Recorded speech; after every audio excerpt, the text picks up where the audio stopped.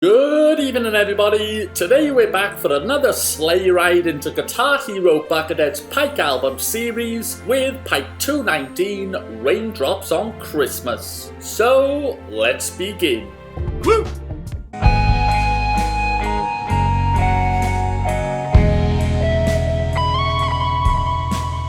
Released as a free download on Christmas Day, Pike 219 was the 118th and final Pike album release of 2015. The 5-track album kicks off with its title track, the 14.5-minute Raindrops on Christmas, which Buckethead dedicated to those that have lost loved ones. Backed by the ambient swells that have become a staple in Buckethead's ballads, it's a slow beat, reflective yet uplifting semi-acoustic crawl. And while it's not a song you'll listen to regularly, it's one that you'll go to in the times that you need it the most. A song to reminisce about the good times you had with the ones you've lost.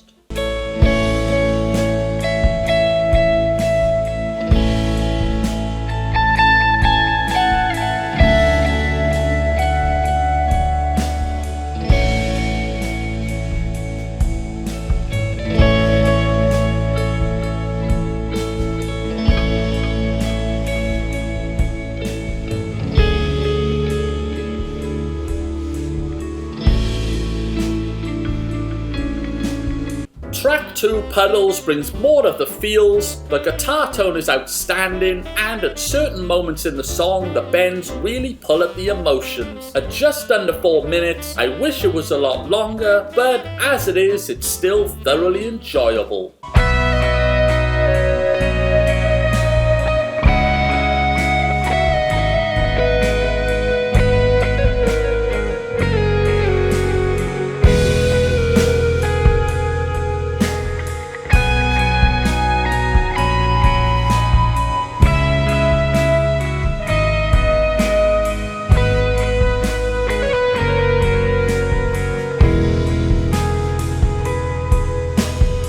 Track 3 is the 5-minute Cookie Monster, and what the hell. Arguably one of the sharpest turns in Pike album history, we went from 2 heartfelt ballads to growling riffage, kill switchery, and a glorious, highly underrated solo. An odd shift indeed, but this is solid, and me want cookie.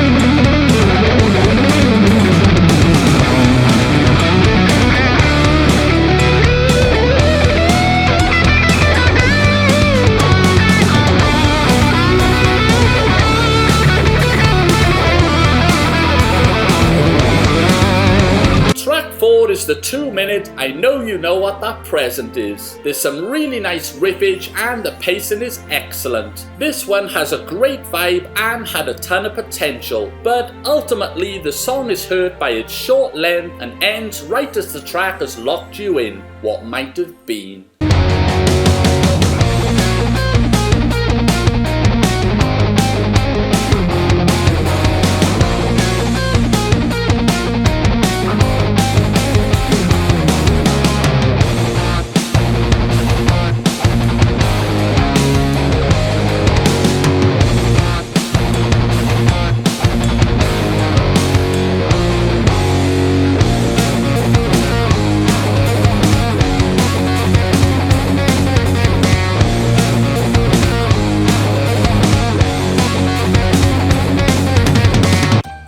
Concludes with track 5, But Don't Tell Me. Heavy drums and riffs intertwined with some super shred licks. The shredding is of course glorious, but this is more of a 2.5-minute jam that showcases top-notch technique but lacks any solid structure, and is probably not one you'll come back to that often.